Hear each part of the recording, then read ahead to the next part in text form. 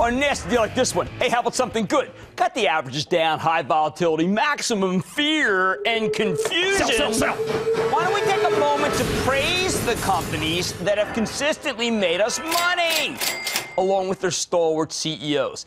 The ones with business models that work, even in the worst case scenario, sky-high oil prices, crimping the consumer, the economy, whatever.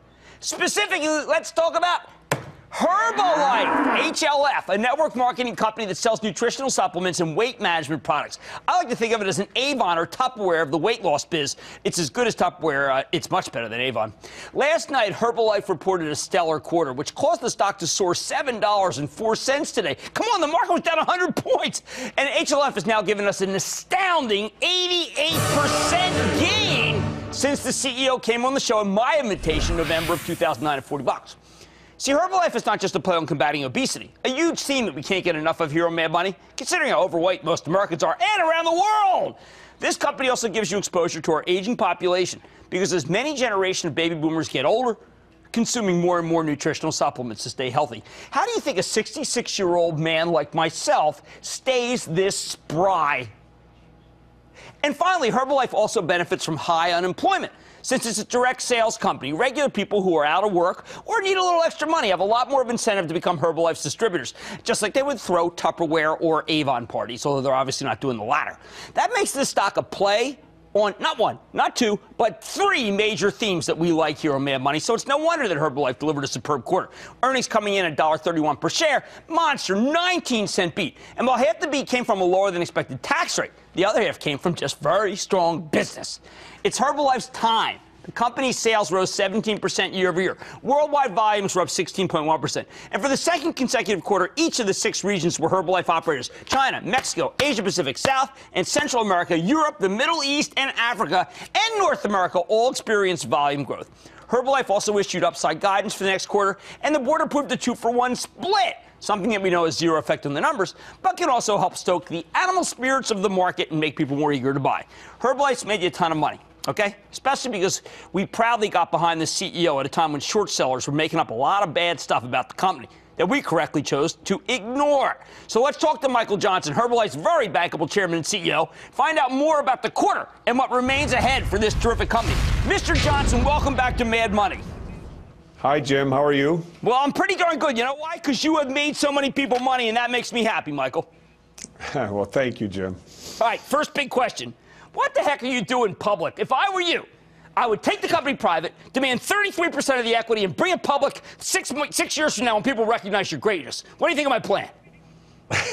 Well, I think it's an interesting plan, Jim. If someone comes knocking on the door like you, we'll talk to you. Well, I'd have to own a Major League Soccer team or something to do that. All right, what's happening? First of all, we got to do some region by region, because as great as the United States was, will you tell me what is happening in Mexico? Because most people don't recognize Mexico as an unbelievable market. You and to some degree Home Depot, by the way, but you're the only guy I've ever seen taking over a country by storm. What the heck is happening there?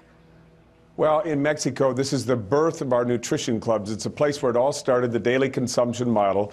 And we went through a tremendous growth about 3 years ago, $200 to $600 million marketplace. And then it slowed down a bit because we were having a little trouble getting product to the marketplace. So we have a great president of our company, Des Walsh, and a wonderful team there who put together an idea to use a retailer to supply product out into the marketplace. We don't do it through the retail outlet. We use their warehouses and storage areas. It's kind of like an old catalog store. When I was a kid in Michigan, you'd go to the Sears store and you'd pick up your product. It's the same idea. So the product is a way more accessible to our distributors, allowing them to grow their business on a local basis. So these clubs are local in small communities all over the place. We got a great management team down there, and they are hitting it, and our distributors are in concert with us. It's a big, big hit down there. All right, now, if you have your druthers, Russia or China or Brazil, which would you put the most money on for when I see you next is going to have the greatest rise in business?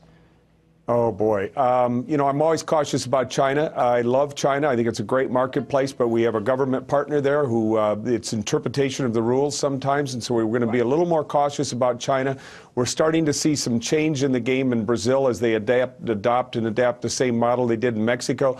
So maybe Brazil is a growth model, and China is probably an overall long-term bet. Well, I know that weight management, which is how I now view your company, I view it as a health weight management company, has been red hot. That's what we saw with Weight Watchers. Why is it that your company seems to be so underestimated by people who don't seem to recognize the power of the aging trend, the weight trend, and your incredible model for when people need more money?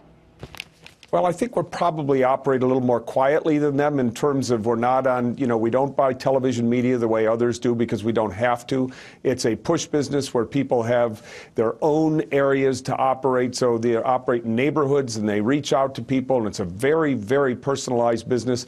We're going to have a much stronger presence on the web very soon. So maybe people will take notice of us a little bit more. But you want to know something? We're just scratching the surface. We're just getting started. So our people in their business model and their business efforts are going to reach out, and you'll know more about us, and you know about us, but the public at large will know more about us, see what we're worth in terms of building a healthier, more opportunistic social network. Oh, you are doing it. Now, Michael, I also want people to understand more about your business, the way it runs. We care in this show, we know about net sales growth. We know about volume point growth. But there are two other indicators that I want you to talk about. Average active sales leaders, and then how many people stay on as leaders. These are obviously key metrics that people have to understand if they're going to buy the stock. Jim, those are the two most important pieces of news in our quarterly and annual earnings report. The retention rate in the company, meaning the people who stay with us year after year at a higher level, these are called sales leaders, and they get about a 50% discount on the product. It's almost 50%. It's 48.9%. A decade ago, when we came into the company, it was 23%. Right. Now, a few changes took place in the way people were allowed to requalify, but the most important thing, and that's the second part of this, is that these people are active. They're continuing on a monthly basis to order and reorder because they're building daily consumption into their business. This is a huge factor for us. That means if you come to Herbalife and become a sales leader in the company, you have a 50% chance, 49% chance to be exact, to stay with us. Now, when you think about businesses that start up, small restaurants, shoe repair places, you've got a 10% chance of survival. Now in Herbalife, it's 50%. We are blown away by this number. We're excited about it. But again, we're just scratching the surface. All right, one last question, because I know you got to go.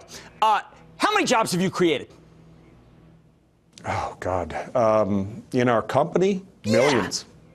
How many? Millions. Millions. Millions. People should talk about you more. Michael Johnson, fabulous quarter, great work. Thank you for making us so much money.